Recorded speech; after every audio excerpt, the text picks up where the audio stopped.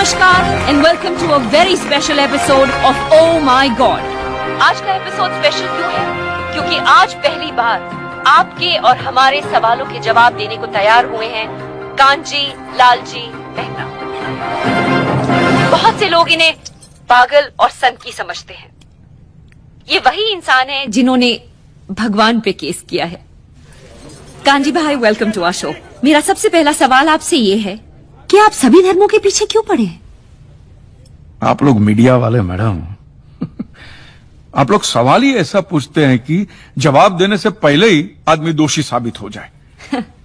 मैं सब धर्मों का आदर करता हूं और किसी भी धर्म में मानता नहीं। ये आदमी कभी नहीं सुधरेगा। और अगर भगवान है तो मेरे सारे सवालों का जवाब देंगे। उतना ही नहीं, वो मेरी लड़ाई में शामिल भी होंगे। वो कैसे? अब जब छोटी थी, हाँ, छोटी बच्ची थी, तो अपने पापा से चॉकलेट मांगने के लिए अब क्या करती थी? मन ऐसे पापा के नाम की माला जपती थी, पापा चॉकलेट दो, चॉकलेट दो, चॉकलेट दो, कि पापा के सामने अगरबत्ती घुमाती थी या फूल फेंकती? नहीं, मैं ऐसा सब कुछ नहीं करती थी। जो मुझे चाहिए होता था मैं उनसे डायरेक्टली मांग लेती थी। Exactly madam, exactly. मैं भी तो वही कर रहा हूं।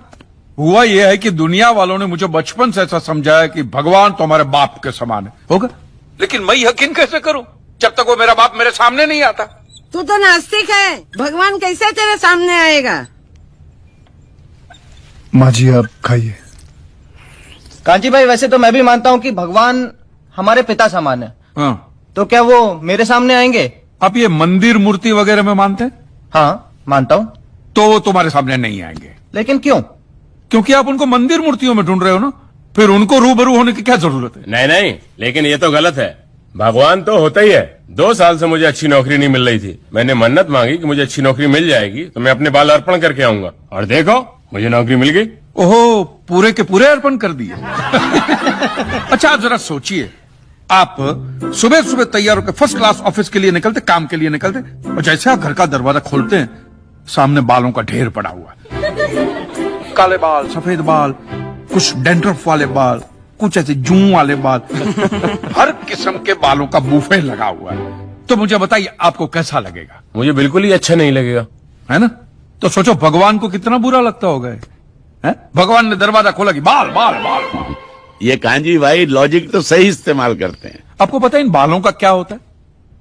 धंधा होता है, बिजनेस होता है। ये बाल अमेरिका, लंदन, ऐसे विदेशों में बेचे जाते हैं। इन शॉर्ट, आपकी श्रद्धा का वहां धंधा होता है। इवन सरिया पैसरा बंदे में दम है यार। लेकिन उन पैसों से स्कूल, अनाथ आश्रम, अस्पताल, चैरिटेबल ट्रस्ट चलते हैं। उससे भी आपको दिक्कत है? ये तो ऐसी बात होगी, जो गुटखा बेचता है वही कैंसर की हॉस्पिटल खोलता है। और मैडम ये सब चलाना ही पड़ेगा, क्योंकि ये सारा पैसा ब्लैक का आता है। इसका अगर आपने व्हाइट में कोई ट्रांजैक्शन नहीं दिखा तो इनकम टैक्स वाले आपका गला दबा के जेल में डाल देवे। मुझे प्रॉब्लम है इनके पैसे निकालने के तरीकों से। जिस तरह वो माफिया वाले गन दिखा के डराते, ये लोग भगवान दिखा के डराते। That's a good one. आपके बच्चे की कुंडली बहुत खराब है, वो मांगलिक है, उसको काल सर्प योग है, शनि का साया है, मंगल की माया है। क्या है ये? वो बेचारा अभी अभी तो पैदा हुआ, उसको सांस तो लेने दो। फिर इस सब के इलाज के लिए वो लोग पूजा पाठ की बंदूकें निकालते हैं। और जीते जी तो छोड़िए, ये आपको अगले जन्म के लिए भी डराते हैं।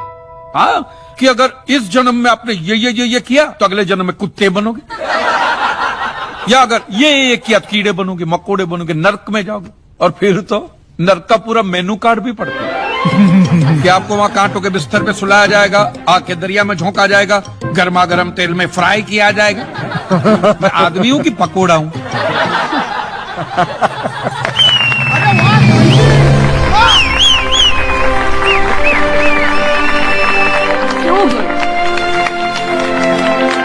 तो आपके हिसाब से धर्म की परिभाषा क्या है? मैं समझता हूं जहां धर्म है ना, वहां सत्य के लिए जगह नहीं है, और जहां सत्य, ट्रूथ है, वहां धर्म की जरूरत ही नहीं है। बिल्कुल सही कह रहा है। धर्म या मजहब एक इंसान की जिंदगी में क्या काम करता है?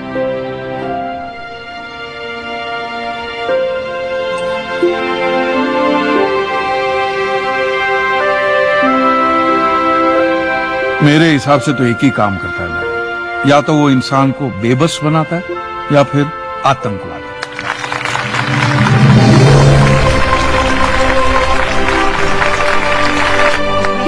so good. नहीं सुधरेंगी। Motivate Oh my God. Oh my God. Qazi भाई, really you have changed my concept about God. Honestly, court का नतीजा कुछ भी नहीं है। आज की युवा पीढ़ी, युवा क्या, हर पीढ़ी को आप जैसी सोच की जरूरत है। सिद्धेश्वर महाराज, आपकी ये मंदिर वाली जो जगह है वो कितने एकड़ में फैली हुई है?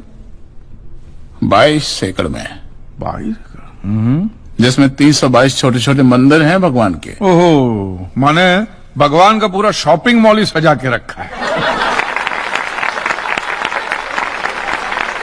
साइलेंस। और इन सारे मंदिरों में भगवान की सेवा के लिए 142 पुजारी हैं, समझा? आपके मंदिर के बाहर भिखारी कितने बैठते हो पता है आपको? क्या? भिखारी भिखारी अंदर की 320 मूर्तियां, 142 पुजारी याद है आपको, लेकिन आप ही के मंदिर के बाहर बरसों से कितने भिखारी बैठते हो याद है आपको? मिलॉर्ड, इनके मंदिर के बाहर जो भिखारी बैठते उसमें किसी को भी मंदिर के अंदर एंट्री नहीं है। अब धूप हो बारिश हो बाहर सड़ते रहने का, अंदर पैर नहीं रखने का।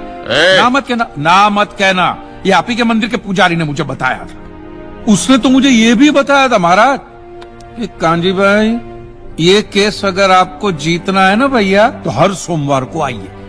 तो मैंने पूछा मिलोड कि मैं कहाँ हूं? तो कहते हैं शिव जी के मंदिर में आइए और 1 लोटा दूध चढ़ाइए, फिर देखिए। मैंने बोला ठीक है, ये भी करके देख लेते।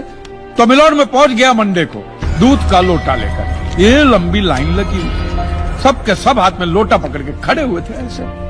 मैंने सोचा अंदर जरूर कोई दूध पीने वाला होगा, वरना ये सब जब गधे थोड़ी है जो ऐसा लोटा पकड़ के लाइन में खड़े। मेरा नंबर है, मैं अंदर गया, अंदर कोई नहीं था दूध पीने वाला, कोई नहीं। बीच में वो काला पत्थर पड़ा हुआ था, उसे शिवलिंग कहते हैं, मूर्ख। हाँ शिवलिंग पड़ा हुआ था, और वो पत्थर मिलो, वो पत्थर दूध था, और वो पत्थर के बिल्कुल बगल में से छोटी सी पतली सी नाली में से वो सारा दूध बाहर की ओर जा रहा। मैंने बोला कि यस, बाहर तो कोई खड़ा ही खड़ा होगा दूध पीने वाला। देखा बाहर भी कोई नहीं था, वो सारा दूध मिलो उस नाली से निकलकर बाहर गटर में जा रहा, टोटल वेस्ट।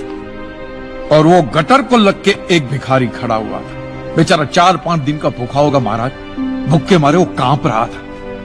उसको शायद ये दूध ही पीना था, लेकिन गटर में से कैसे? तो उस भिखारी को मैंने मेरा दूध का लोटा दे दिया, और दूध पीकर उसने मुझसे क्या कहा पता है? भगवान तेरा भला करे।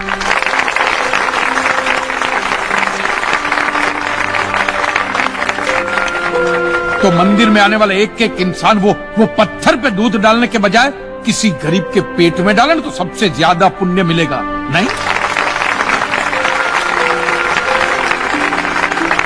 और हाँ मौलवी साहब, किसी दरगाह पे फूलों की चादर ओढ़ाने के बजाय किसी नंगे फकीर के बदन पे कपड़ों की चादर ओढ़ाई जाए ना, तो अल्लाह को बहुत खुशी मिलेगी। और जीसस के सामने मोमबत्तियां जलाने से अच्छा है किसी गरीब की झोंपड़ी में जलाइए, तो उसके घर में कभी अंधेरा नहीं होगा।